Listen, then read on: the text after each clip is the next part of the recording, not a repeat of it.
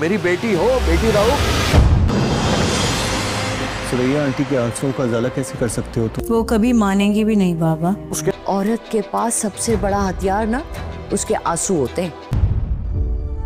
ये एक हकीकत है, आप इसे कबूल कर ली। ना मानने से कोई असलियत बदल तो नहीं जाएगी। अपनी औलाद को अपने करीब रखो। उसका अजाला भला मैं क्या कर सकूंगा?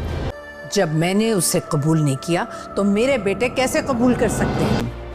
जिसकी जिंदगी में उसकी सबसे कीमती चीज खो गई हो। और खबरदार उसकी उस बेटी को एक्सेप्ट नहीं करना।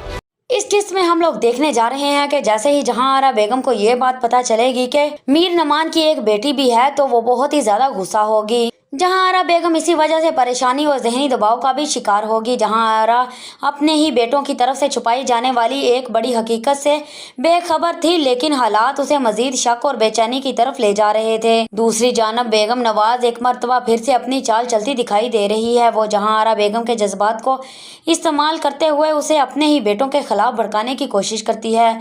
उसका मकसद साफ नजर आता है कि वो जहांआरा को इस हद तक जज्बाती कर देना चाहती है कि वो मीर नमान की बेटी को घर में कभी भी कबूल ना करे। सबसे दिलचस्प बात यह है कि जहांआरा बेगम को बेगम नवाज उसके ही बेटों पर जज्बाती दबाव डालने और आंसुओं के जरिए अपने बेटों को काबू करने का मशवरा देती है।